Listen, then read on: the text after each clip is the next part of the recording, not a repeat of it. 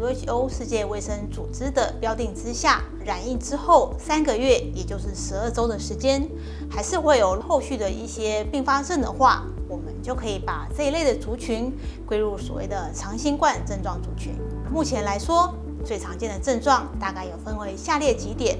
首先，最常见的其实还是极度的疲倦，甚至其实有记忆力不好、专注力不好的状况，也就是所谓的脑雾现象。其他像是因为呼吸道感染之后造成的长期胸痛、喉咙痛，或者是呼吸非常的短促，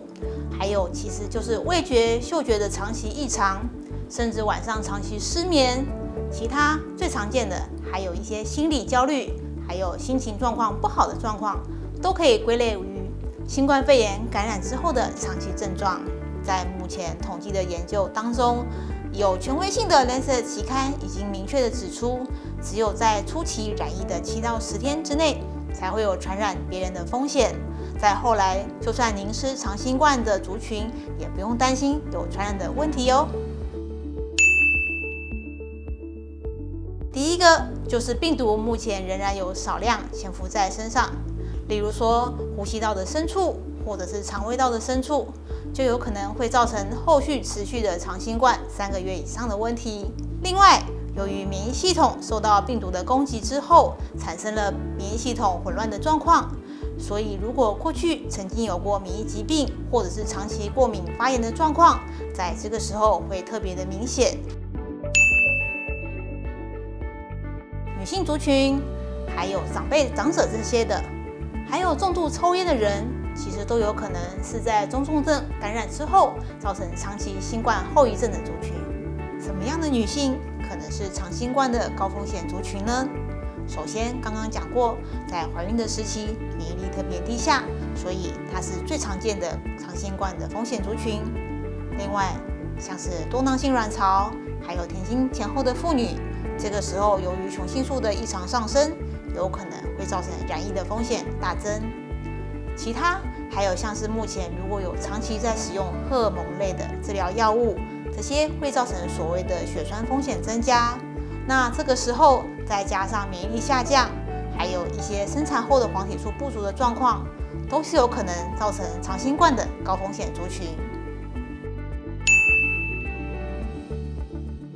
如果女性在备孕的族群当中，这个时候如果感染了新冠病毒，其实不用太担心。首先，它其实并不会影响到卵子的长期品质，不过它有可能会造成月经的短期混乱，月经量暂时性的减少。那通常在2到4个月之后，可以逐步经过调养回到原来的状况。不过，如果在这个时候准备怀孕，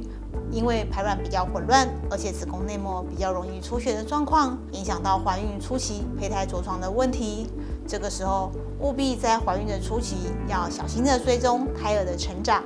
而且如果有需要的话，甚至要做所谓的预防性安胎的措施。如果现在是怀孕的状况，在这个时期，因为免疫力比平时更为低下的关系，新冠病毒感染的症状有可能会持续超过4周以上。所以说，在这个时期，有20%左右的妇女在怀孕的时候，有可能会变成长新冠的症状患者。一般来说，在目前的怀孕孕妇生产追踪方面，已经确实发现垂直感染率其实是非常的低。所以，不管您要选择的是剖腹生产，还是你选择的是自然生产，基本上都不太会对新生儿造成过度的危害跟风险，所以可以放心的跟您的医师讨论适合你的生产方式。如果正在感染的患者，考虑是否能够安全的哺喂母乳，在这个时候，大家的统计数据都可以很明确的发现，如果有经过清洁而且安全的哺喂方式的话，并不会将病毒传染给宝宝，可以安全的哺喂母乳哦。在目前的药物跟所谓的疫苗预防方面，统计了20几个研究，